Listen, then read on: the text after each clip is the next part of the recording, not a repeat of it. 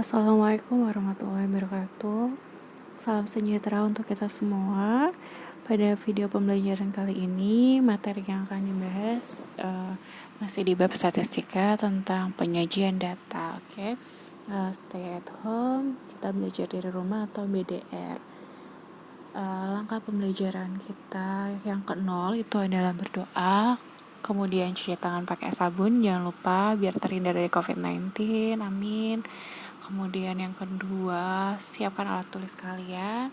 Yang ketiga, simak baik-baik consol atau example dari soal yang akan dibahas. Lalu yang keempat, kalian jawab latihannya. Semoga apa yang dibahas di video pembelajaran ini bisa kalian pahami dengan mudah, amin. Oke, kita lanjut ya. Materinya adalah penyajian data. Penyajian data ini bisa melalui 4 cara. Yang pertama melalui tabel, kedua diagram batang, ketiga diagram garis, keempat diagram lingkaran. Oke, yang pertama tabel. Oke, tabel ini kalau misalnya ada data kemudian disajikan dalam bentuk tabel, itu datanya itu lebih mudah dibaca, kemudian lebih mudah untuk disimpulkan gitu ya. Contohnya seperti ini ada data total terpapar COVID-19 di dunia yang terupdate 14 April 2020 pukul 7 WIB. Oke. Indonesia sendiri bisa langsung dilihat ya karena sudah di bold warna kuning. Jadi dengan mudah kita langsung bisa lihat Indonesia ada di urutan 36 yang terpapar COVID untuk tingkat dunia ya. Oke. Next, diagram batang.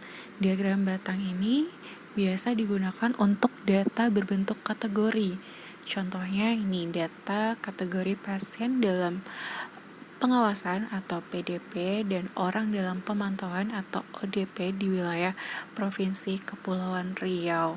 Nah, dari data gugus tugas COVID-19 Kepri bisa dilihat yang paling banyak ODP itu di wilayah Batam ada 120, kemudian yang kedua baru di Tanjung Pinang gitu ya yang ODP. Next, kita ke diagram garis yang ketiga. Diagram garis ini biasa digunakan untuk menyajikan data yang berkesinambungan atau kecenderungan. Nah, kita lihat di sini datanya itu untuk total kasus COVID-19 di Republik Indonesia per 13 April itu dia meningkat ya dari bulan Maret ke April itu naik kasusnya. Oke. Next ada diagram lingkaran. Diagram lingkaran ini untuk menyajikan data yang menunjukkan perbandingan data terhadap keseluruhan. Nah, contohnya di sini ada diagram lingkaran yang agak sedikit garing sih contohnya karena ini datanya berdasarkan emoji apa yang dipakai pada saat pandemi COVID-19 ini. Ternyata yang paling banyak itu adalah tentang mikrobanya itu sendiri, baru yang kedua tentang penggunaan masker atau medical mask. Oke, kita langsung ke contoh soalnya. Contoh soalnya di sini tentang diagram batang. Diagram batang ada jumlah peminjam atau siswa, kemudian ada secara mendatarnya itu harinya Senin, Selasa, Rabu, Kamis, Jumat. Nah, yang paling banyak itu di hari Kamis, kemudian yang kedua di hari Rabu, yang ketiga di hari Senin. Oke, nah pertanyaannya adalah selisih banyak peminjam pada hari Senin dan hari Kamis.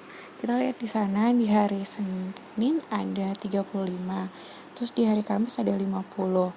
Karena pertanyaannya selisih berarti data yang lebih besar mengurang data yang lebih kecil.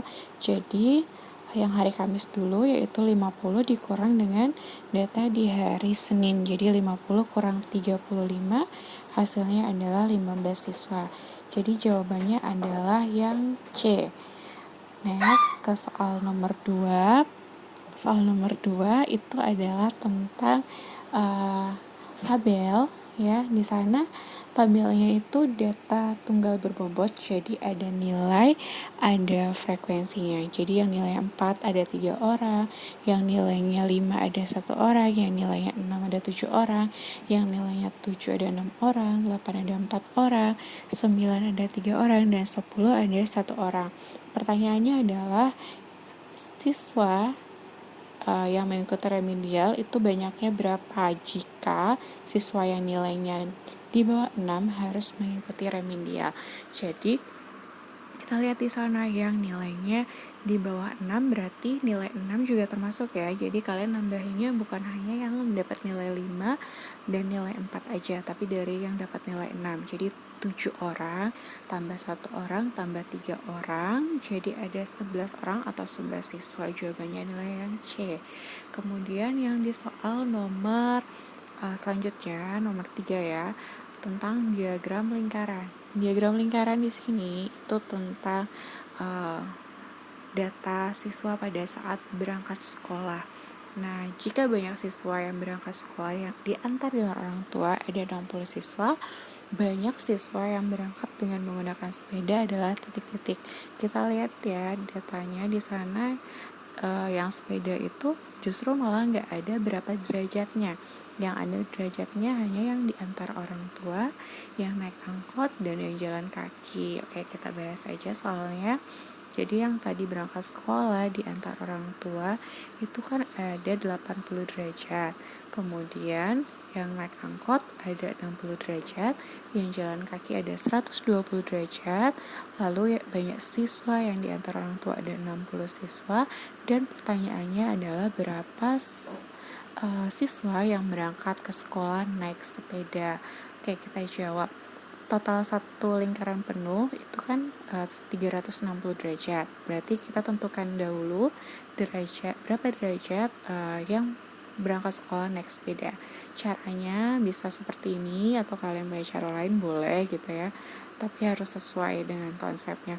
Oke, jadi 360 derajat dikurang dengan 80 derajat tambah 60 derajat tambah 120 derajat, atau sama dengan 360 derajat dikurangi dengan 260 derajat yang hasilnya 100 derajat.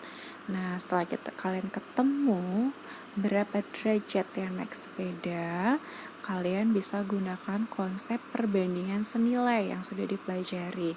Oke, yaitu kita ambil data yang diantar orang tua, kita bandingkan dengan yang naik sepeda. Oke. Yang tadi diantar orang tua 80 derajat per 60 siswa sama dengan 100 derajat per X. X itu yang mau kita cari ya, yaitu berapa banyak siswa yang berangkat sekolah naik sepeda. Oke, kita bisa sederhanakan dengan konsep dicoret. 80 sama 60 bisa disederhanakan. Kita bagi 2, sama-sama bagi 2, dapatlah 4 per 3 gitu ya.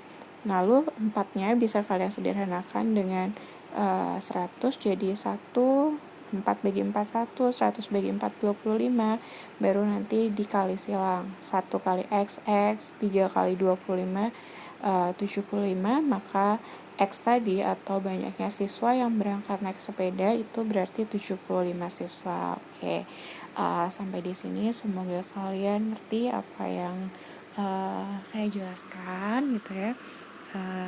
Selanjutnya kalian boleh ngerjain soal gitu ya, do the best and be the best. Okay, don't forget to pray.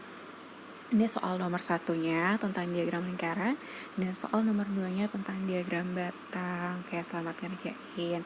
Nah, sumber belajarnya itu tadi yang sudah dibahas itu dari Ekspres UN Matematika 2019 buku Erlangga, kemudian emojipedia.org, batamnews.co.id, covid19.go.id, covid19 Gus Capri, dan detiknews.com. Oke, stay at home dan jangan lupa pakai masker kalau kalian memang harus keluar rumah, dan kalian gak boleh kemana-mana dulu. Ingat ya, harus rajin cuci tangan, makan yang bergizi, dan pokoknya jaga kesehatan. Oke. Sampai di sini dulu. Mohon maaf kalau ada salah-salah kata atau salah penyampaian dalam pembahasannya. Semoga kalian ngerti apa yang udah dijelaskan dan semoga kalian benar-benar bisa ngerjain soal yang jadi exercise atau jadi latihannya sendiri gitu ya. Oke. Wassalamualaikum warahmatullahi wabarakatuh.